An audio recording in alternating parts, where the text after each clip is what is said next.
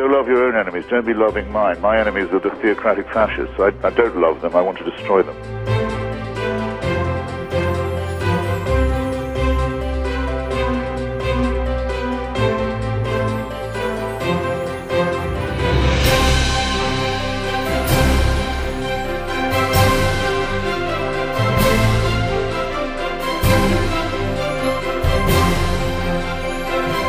You're a child made in the image of God. Oh no, you're not. You're a faggot. And you can't join your church and you can't go to heaven. This is disgraceful. It's inhuman.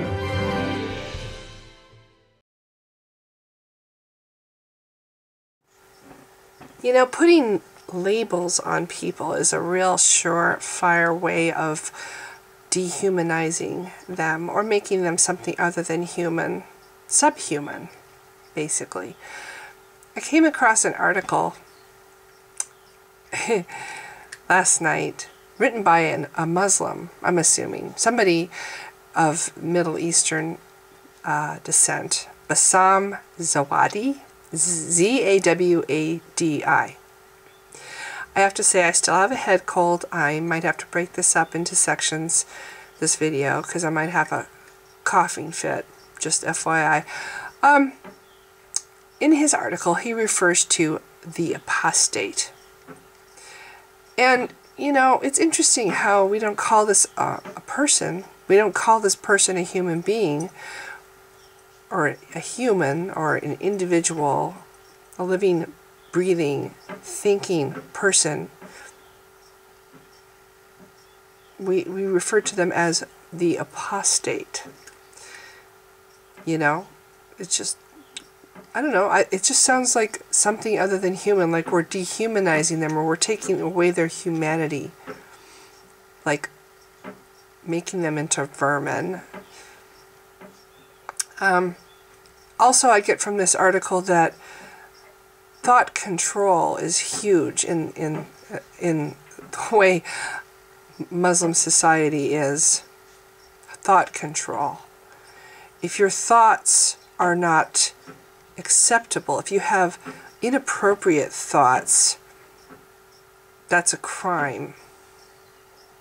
And they can apprehend you for having inappropriate thoughts. If you dare to have an opinion that's contradictory to the majority opinion, you're having inappropriate thoughts. Your opinion is not permitted. If your opinion is different than the majority opinion, it's not allowed. It's not tolerated. And it's a crime for you. You should hide your opinion if it's not in harmony with the majority's opinion. You should hide it. Keep it to yourself, like it's something to be ashamed of.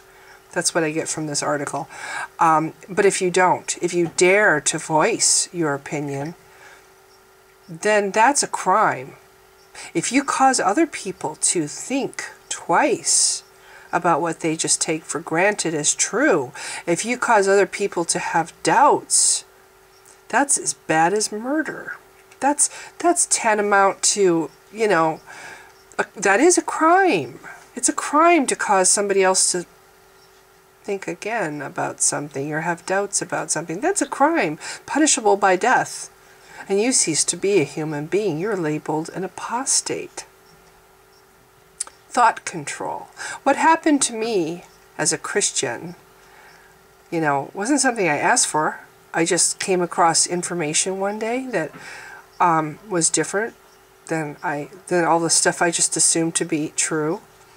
Made me see things in a different way, made me perceive things in a different way. I had a hunger to know if my beliefs were true, because I think it's important to know if your beliefs are true or not.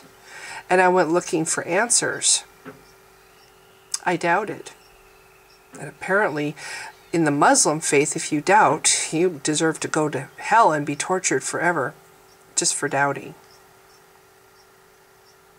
I doubted as a Christian, and I went looking for answers because I wanted to believe, I wanted my beliefs, what I believe in, to be true. That was important to me. I wanted to know for sure that what I believed in was true. And when I found out what I believed in wasn't true, I became an atheist. I couldn't believe anymore. Once you realize that what you don't believe in, once you realize that the thing you believe in isn't true, you can't believe anymore.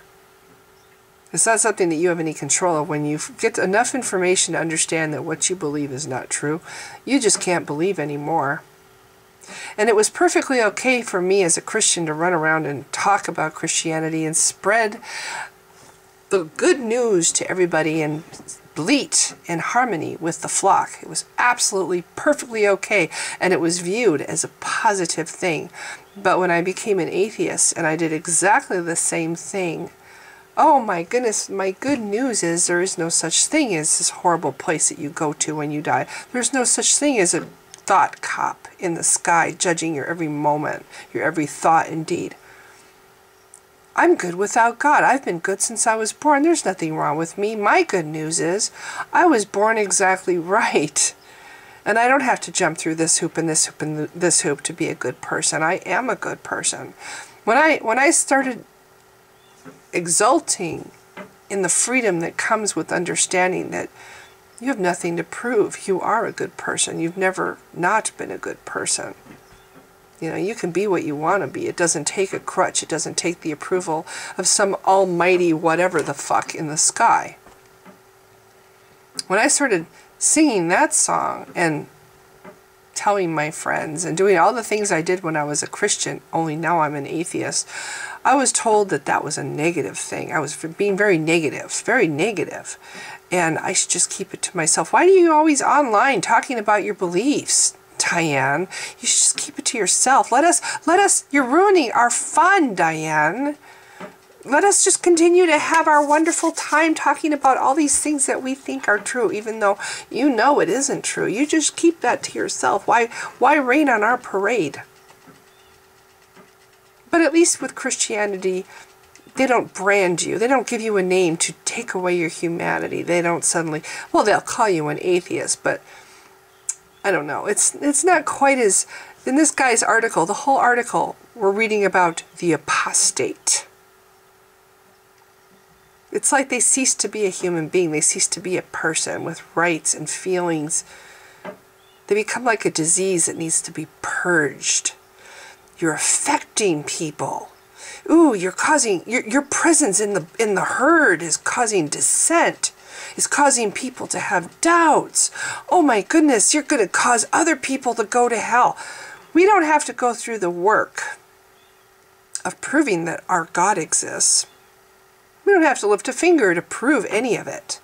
We don't have to go through the work of proving that the God that we claim exists without any evidence whatsoever to show it's true is our God and not the Christian God or Apollo or Zeus or Hercules or any of the other thousands of gods there have been. We don't have to go through that kind of work at all. We just, this, you know, our God exists and our book is true. And you can go to hell if you don't believe. Based on what exactly? Where's the evidence that any of these things are true? That a God exists? That it's your God? That this hell exists? Just causing people to doubt is like sending these people to hell. And who does this? It's the apostate. This is worse than murder. Really? We don't even know a hell exists at all. We don't even know this God exists at all. We don't know that any of what you're saying is true at all, yet you decided that it's reality, that this hell exists, and that people who even so much as doubt are going to go to hell. You decided this, and you've decided to make that reality for everybody. And you're going to kill anybody who has incorrect thoughts. Thought control, not, it's okay to kill them, it's okay to apprehend them against their will, treat them like criminals, apparently interrogate them, try to come to the bottom of what made them think this way and see if you can correct it, get those thoughts under control. And if you can't, well then they'll just have to be killed. They must be killed according to the Quran. I'm trying to get all this out now, so when I read the article, I don't have a zillion interjections, and you can just listen to the article. If I don't get all this out now, I will be interjecting every other word. And this article is already really long, and I don't want to be constantly interjecting, making it even longer and very hard to follow. So I'm trying to say all the things I can think of before I read the article. The article is called, Of Course, Apostates Should Be Killed, by Bazam Zawadi, however you say his name. And he is proudly defending this apparent command in the Quran. He's defending murder. He's defending the practice of capturing somebody, holding them against their will for 3 days, trying to interrogate, which I imagine isn't the most pleasant experience, this person for 3 days, trying to change their thoughts, trying to correct their thinking so they're back in line with what is permissible. And if you can't, well, then they deserve to be killed. Killed. He's defending murdering innocent people. He's calling thinking the wrong thoughts a crime. He's calling the inability to believe because something came across your path that makes it impossible for you to believe anymore. That's a crime, apparently. A crime. And deserving of death as much as murder. He compares the inability to believe anymore and the desire to still have an opinion and voice an opinion. He compares that with murder and says that it's even worse than murder. This man is defending this. Another example of how twisted one's thinking becomes under the yoke of these cults, and especially this one. How quickly they raise their signs and say, off with their heads, for even so much as having a different opinion. Criticizing, oh, heaven forbid, our beliefs. Pardon my voice. Because I'm sick, when I get sarcastic, I kind of get this strident note in my voice. It's rather obnoxious. But yeah, it's just like, oh, it's unbelievable for me to imagine that somebody would defend murdering an innocent person, or thinking differently, or having a different opinion, or having doubts. Or not even not for just being honest and saying, I don't really believe anymore because I've uncovered this information and I just can't believe anymore. That's called honesty. They call it a crime, apparently, and apparently some Muslims walk around thinking that people should be killed for just not being able to believe anymore and still wanting to have an opinion, wanting to have a voice, wanting to say, this doesn't make any sense and I think it's wrong. That's a crime that you should be killed for. You're no longer a human being. You're an apostate. They'll put a title on you. They'll slap a sign on you. You're an apostate. Right up there with rats and cockroaches. You deserve to be crushed. Silenced. So you don't cause dissension. So you don't upset the ranks of blind, brainwashed followers. Take that person out. They're a threat to the herd. They're a threat to the cult. Kill them. Silence them. We don't want anything to be heard except our message. Let's silence them as fast as we can. Let's kill them before they spread the seeds of doubt. Which, truth should be able to withstand doubt. Real truth should be able to withstand scrutiny and questioning. But we run from it and we try to squash it the moment it rears its head, the moment it dares to speak out. We squash it. Oh, but we're the religion of peace. Okay, now I think I've gotten out all the angst and all the rage that I feel about this article and the fact that anybody would defend this practice of murdering innocent people simply for having an opinion and being honest. So I'm going to try to read it now. And it's very long, so I'm not going to read the whole thing. I'm just going to read the first couple parts, and I'll leave a link for anybody who wants to read the whole thing themselves. This is to all those Muslims out there who say, oh no, Islam does not teach that we should kill apostates. No, we don't. There's no place that teaches that. That's not true. For all you Muslims out there who say that. That's who Bassam Zawadi is talking to.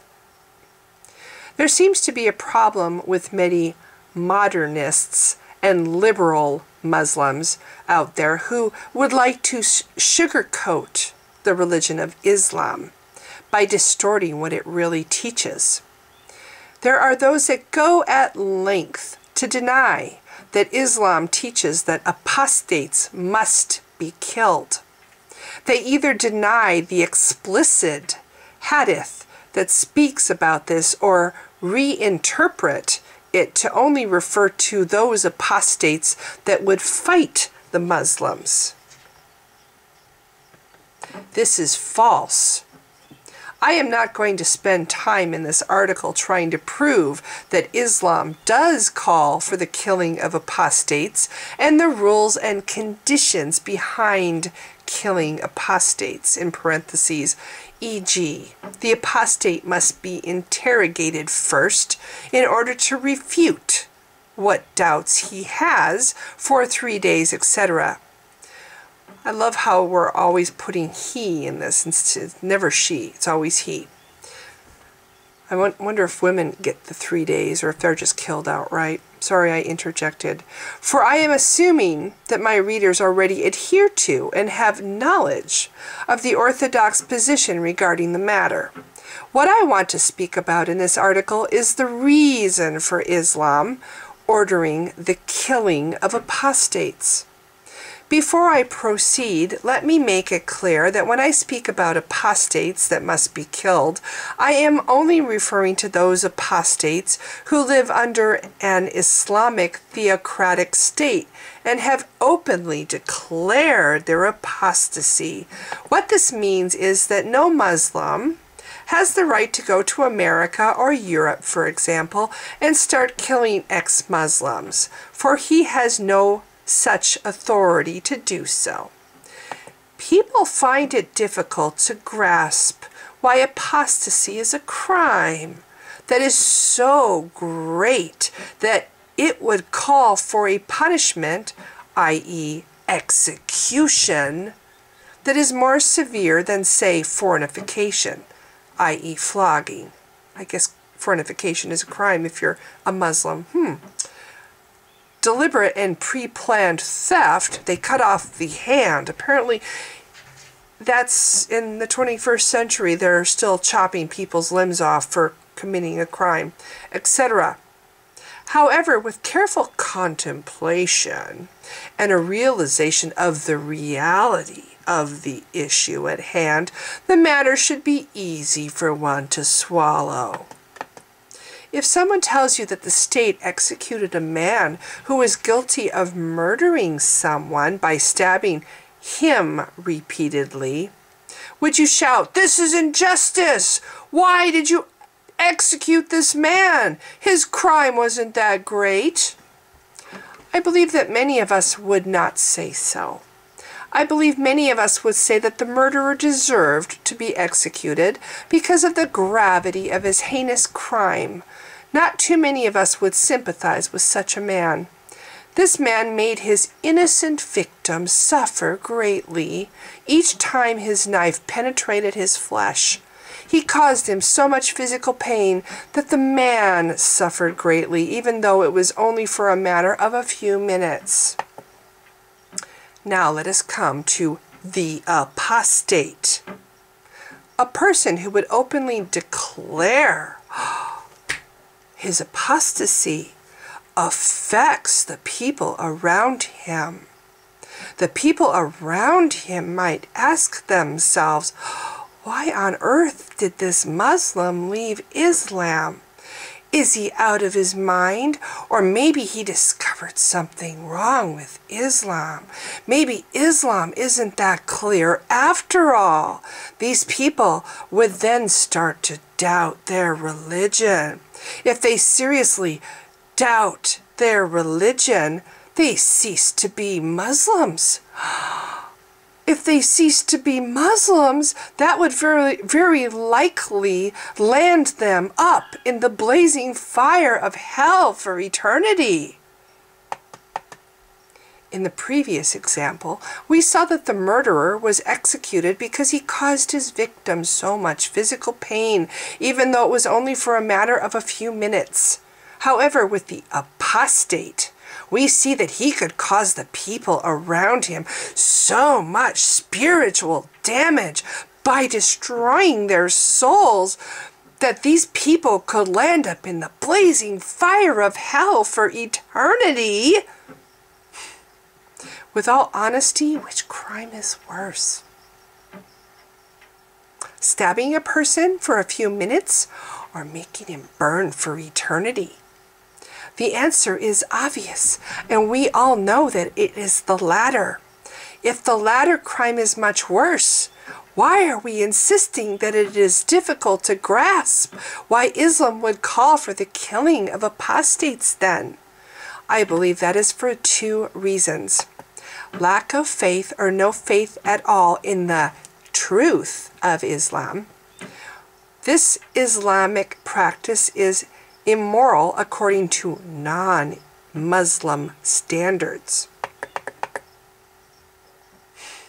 I'm seething inside, and I'm sorry again for my strident tone. It's my cold. Sarcasm is hard when I'm sick. This horrific thing, ooh, they're going to end up in the blazing fire of hell for all eternity.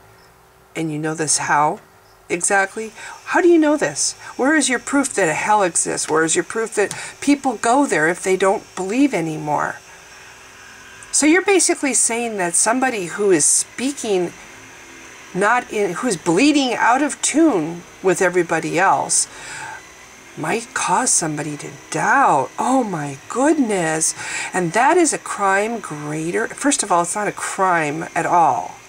You're ridiculous. Anybody who thinks this is out of their mind. But you're comparing this with taking somebody's life. I'm sorry, the person's life is real. The person's life is testable and verifiable. They are here, they are alive, they are living their life there. They have hopes and dreams. And they're having that robbed by somebody with a knife. You're comparing the killing of somebody and taking away of their life and their hopes and dreams and their future with causing people around you to have doubts. Is your fucking religion that fragile that you have to protect people from, ooh, better not have doubts? How do you deal with the internet and the constant availability of knowledge out there that might also cause people to have doubts? I think that the very fact that there's a human being out there defending this practice, which I've had some Muslims tell me, no, they don't really kill apostates. Well, I suspect that it's happened. Maybe not so much. Maybe most people, a lot of Christians don't stone their rebellious children either. Just because it's in the Quran doesn't mean people do this, I'm sure. I'm sure that most people have more ethics and morality than their fucking holy book does. Just like with Christians, most of them know better than to stone their rebellious children. I'm sure most Muslims know better than to stone somebody just because they can't believe anymore. But the fact is, this fucking cult has a book that teaches this. And there's a lot of people out there that take verses from this book and use it as justification to do evil. Just like in the past and sometimes even in the present, evil people use the Bible as justification to do evil. Nobody deserves to die. And somebody who is unable to believe anymore, I'm sorry, they still have a right to express what they think, what their opinion is, their doubts. And if, I'm sorry, the people around them can't deal with it, then maybe they're the ones that need to be looked at seriously, you know. If they're so fucking weak in their faith that they can't handle a little contradictory information, or somebody in their ranks who doesn't believe, you have to kill every single person out there that disagrees. What a flimsy, weak cult you have. It's so frickin' paranoid of, ooh, people falling out of belief. Ooh, and then they're going to end up in this unproven place for which there's no evidence to speak of that it even exists. And that's worse than killing somebody? Somebody has a really fucked up idea of what right and wrong is. So unfortunately, the person who wrote this article will never see this video, or if I continue and read the rest of the article and make comments, I'm going to read the second part of this in case I don't come back and read anymore. I'm going to read the second part of this. Lack of faith or no faith at all in the truth of Islam. Oh, it's so true. I'm surprised he didn't capitalize the word truth to make it more true. Many Muslims with weak faith still fail to fully comprehend the seriousness and gravity of kufr. It's spelled K-U-F-R, parentheses, disbelief. Yes, the seriousness and gravity of disbelief. They fail to recognize its deadly results, i.e. hellfire, because the crime of the apostate towards his victims. Yeah, his victims won't be displayed or shown in this life. In other words, it's totally unproven and there's no evidence support at all. And I know I'm interjecting, I will just read. But in the afterlife, i.e. you would only realize the pain that the apostate will go through in the next life and not in this one. Thus you don't see the seriousness of apostasy with your own eyes now. Therefore, they find it difficult to accept the fact that apostates must be punished in this life. However, if one has strong faith, especially in the fact that apostates will go to hell if they don't repent for not being able to believe anymore, and the correct understanding of the seriousness of disbelief, then it only takes common sense to figure out why apostates must be killed. Non-Muslims will, of course, and understandably, argue that they don't even believe in Islam in the first place. If they don't believe in Islam, how could Muslims impose such rules upon them? Islam already acknowledges the fact that there would be those that would hate to see Islam succeed and impose its ruling on others. You think? Surah 8:8, 9:32 through 33, 10:82, 40:14, 61:8 through 9. Thus, non-Muslims complaining about how they don't like or agree with certain Islamic laws is something that is already expected. Yeah. Now, since non-Muslims don't like or agree with the law of killing innocent people, the apostate, they would argue that Muslims should be open-minded. Oh, imagine that. And allow people to freely choose whatever they please. Oh, how dare they? They would argue back that religion is only between God and the person. It is nobody else's business. Muslims, now we're going to have a tutorial on how to respond. Muslims could easily reply back by saying, you non-Muslims say that people should be free to practice their religion. Our religion states that apostates must be killed. So allow us to freely practice our religion. Let's get out of the way. We're stoning this poor person to death because he can't believe anymore. If you don't allow us to, you are contradicting yourselves then. Yeah, we should be able to run around killing people as much as we feel like it. Muslims would hate it if apostates were allowed to be free to run around publicly displaying their apostasy, basically publicly expressing their beliefs or disbelief, and see their loved ones getting affected by it. In other words, raising up children who don't believe. Why should Muslims suffer? Oh, why should Muslims suffer just by standing back and watching this all happen? Why do non-Muslims insist that they don't get affected while Muslims must? These are double standards. You say that religion is only between God and the person? Fine. So if someone apostatizes, let him keep it between God and himself in private and not publicly display it. Yeah, we don't want, how shameful of you to dare to express your beliefs. We can do it all we want to, but if you should decide to express your beliefs because it contradicts ours, you deserve to be killed. If he chooses to go public with his beliefs and start affecting others, then he hasn't made his religion between himself and God, but involved others as well. If he involved others as well, then others, i.e. the Islamic State, has the right to intervene. Yes, off with his head. I'm sorry, I'm sick and I'm very angry, so you're hearing me try to read in this state. Non-Muslims would also argue back that the apostate's intention is sincere. Why don't we just say disbeliever, unbeliever? Because, I'm sorry, apostate, somebody who doesn't believe anymore, you give them a word, you give them a title like they're not even a human being, the apostate.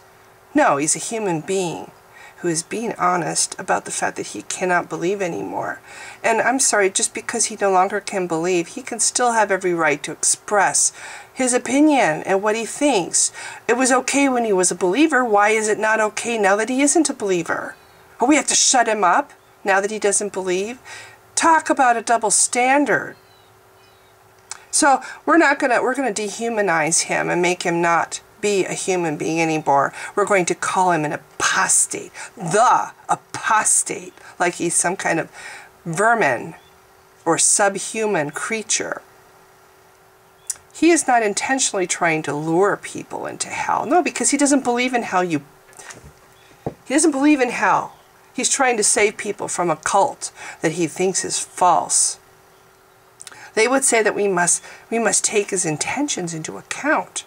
First of all, Muslims do take his intentions into account, and this is precisely why we don't go ahead and have the apostate killed immediately. That's right. They take him in for questioning. You think they don't torture him for 3 days during this time? And ask him to lay out all the doubts he has regarding Islam. Why should he have to do that? Why are you treating this like there's something wrong with not believing? Like it's a crime. I'm sorry. Not being able to believe is not a crime. And yes, I know I'm interjecting. I'm angry. He shouldn't have to be imprisoned. He should not be apprehended. He should not be arrested just for having an opinion.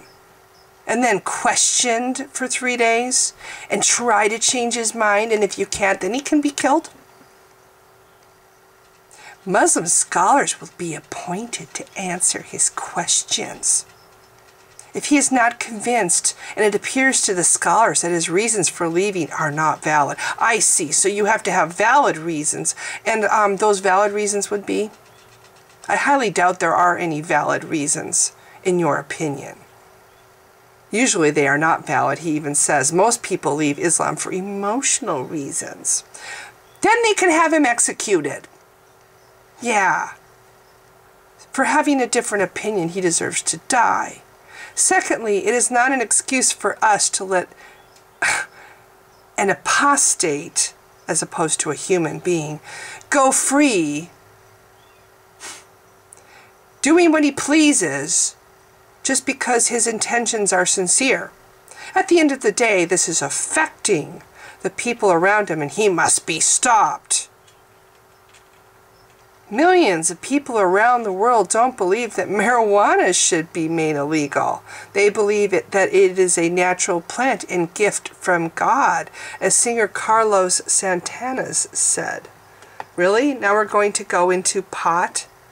Their intentions are sincere, but just because their intentions are sincere, that doesn't mean that we legalize marijuana. That doesn't mean that we just stand around and let them get away with their crime. They are made aware of the punishment of breaking the law and should be held accountable regardless of what their intentions are. If they don't agree with the law, that is too bad. They have to deal with it. The same applies to the apostate. He must obey the law. Apparently, it's a law that you have to believe this certain way. And if you don't believe this certain way, you deserve to die. Him not agreeing with or liking the law means absolutely nothing.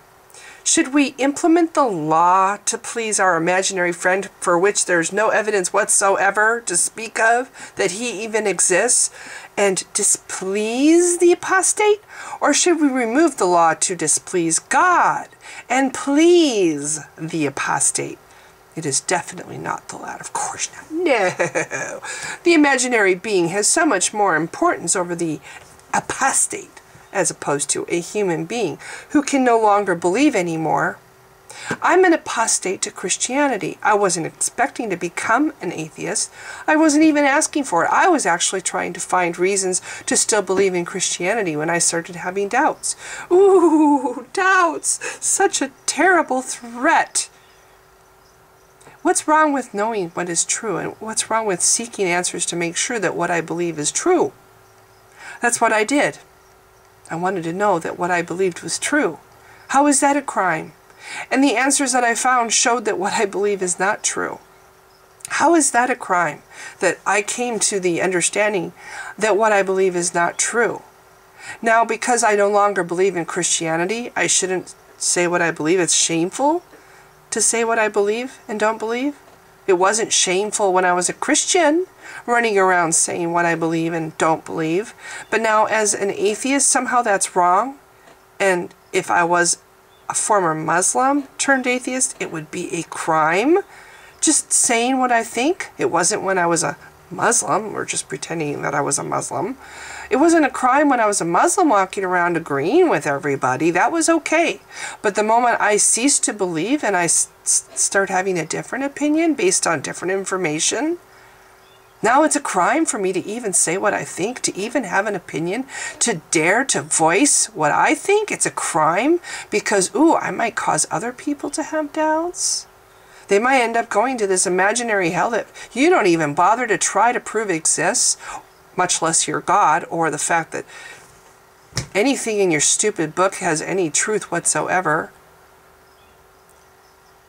This guy is actually defending the practice of killing somebody just for having a different opinion than the majority. He believes, this author actually thinks that a person deserves to die. Not only does he think they deserve to die, he thinks they deserve to be apprehended, put into handcuffs, taken away and held against their will for 3 days, interrogated, which I'm sorry, I highly doubt that would be very pleasant for the person, made to defend his right to simply have a different belief. His right, he needs to have valid reason. Really? You need to have a valid reason? Your reasons for not believing, they have to be valid in somebody's opinion. Like he says, there's no such thing as a valid reason. So immediately, in other words, why bother having those 3 days? If I was an apostate and I got caught, I would totally bullshit my way out of it. Oh, when you put it that way, oh, you're right. It's so true. It's so true. I believe every word now.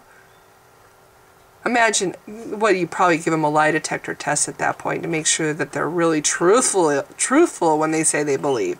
And those lie detector tests are so accurate, right? Anyway, whatever excuse you can come up with to kill people, that's Islam. And now I have to go.